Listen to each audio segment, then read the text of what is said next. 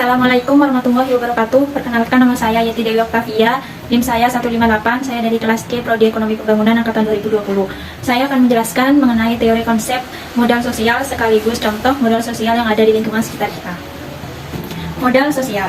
Menurut Poldan dalam Wallis Gilberty dan Dolary, modal sosial itu merupakan suatu ilmu yang sangat dekat untuk menjadi gabungan bagi seluruh ilmu sosial. Menurut Bourdieu, merupakan sumber daya yang dimiliki oleh seseorang ataupun sekelompok orang dengan cara memanfaatkan jaringan atau hubungan yang terinstitusionalisasi dan terdapat hubungan yang saling mengakui antar anggotanya. Bentuk modal sosial. Berbagai bentuk modal sosial selalu berkaitan dengan struktur sosial yang dimana masyarakat tersebut tinggal.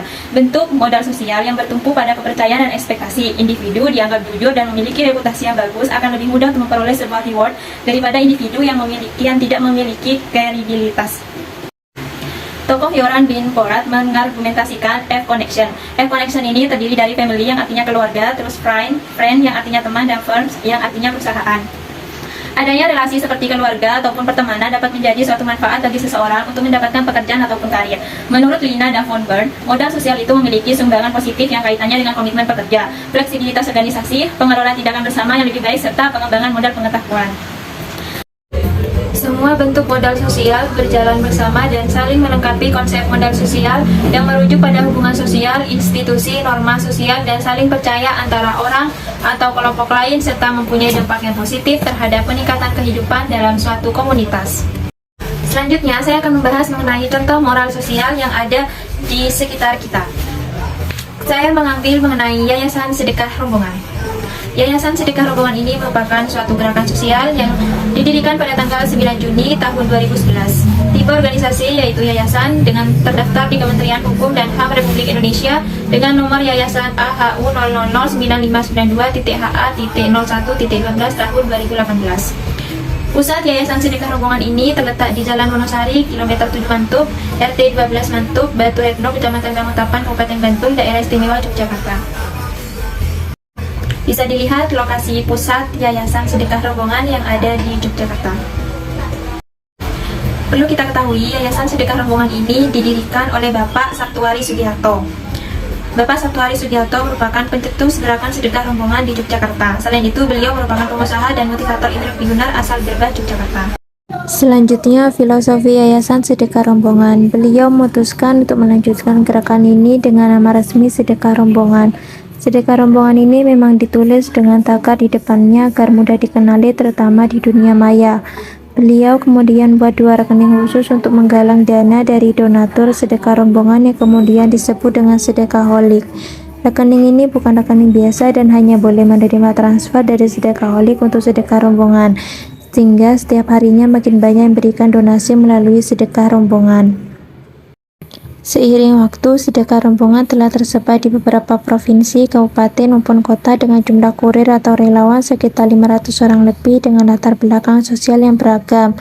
Awalnya, SR ini hadir sebagai gerakan sedekah jalanan yang tidak memiliki kantor dan selalu berkoordinasi dan membuat administrasi di dunia maya, sehingga sedekah rombongan lebih mengedepankan penghormatan pada para duafa yang sakit dan tidak mampu berobat dengan menjembatani para sedekaholik atau donatur dengan para pasien.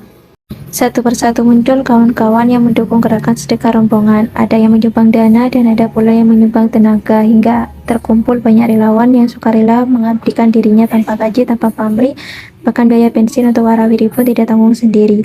Sedekah rombongan terus bergerak dan bertransformasi menjadi organisasi sosial yang siap siaga membantu sesama dengan terus meningkatkan layanannya. Sedekah rombongan juga memiliki filosofi layaknya rombongan semut yang mengangkat potongan roti yang bersama-sama.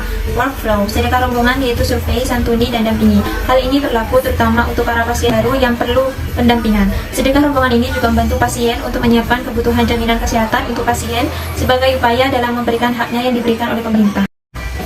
Kategori program Yayasan Sedekah Rombongan ada 4 poin. Yang pertama, pendampingan pasien, kedua, ambulans sedekah rombongan, ketiga, rumah singgah sedekah rombongan, dan yang terakhir, kebencanaan. Kurir sedekah rombongan pada dasarnya merupakan kesatuan para kurir. Saat ini ada ratusan kurir sedekah rombongan yang tersebar di seluruh Indonesia. Mereka bergerak tanpa ekspos media dan bekerja dengan prinsip yang sama, yaitu membantu orang lain yang membutuhkan. Rumah singgah sedekah rombongan merupakan rumah bersama yang dipergunakan untuk singgah atau tinggal sementara bagi para pasien dampingan dan kini memiliki 14 rumah singgahan yang tersebar di 13 kabupaten di Indonesia. Mobil tanggap sedekah rombongan memiliki kendaraan operasional yang siap siaga mensupport segala kegiatannya, biasa disebut MTSR. Ini telah memiliki 19 mobil tanggap yang tersebar di seluruh Indonesia. Yayasan Sedekah Rombongan memiliki misi target. Yang pertama, orang sakit, artinya pihak SR wajib mengarahkan dan mendampingi mereka duafa untuk berobat. Kedua, keluarga miskin, dan yang ketiga, biaya sekolah, yaitu bantuan untuk keluarga duafa. Yang keempat, yakni bencana alam, di mana bantuan berupa mengirimkan sembako, pakaian, dan menyediakan MTSR untuk evakuasi korban.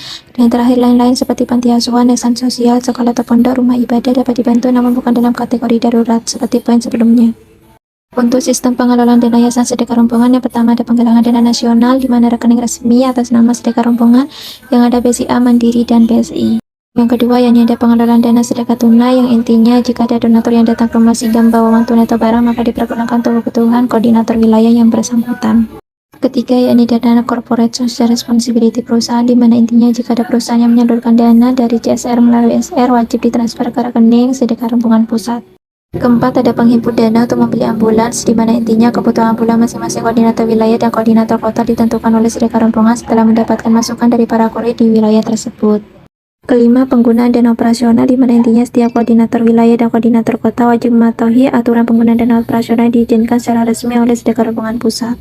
Yayasan Sedekah Rombongan juga memiliki visi misi. Visinya menyampaikan titipan langit tanpa rumit, sulit, dan berbelit-belit.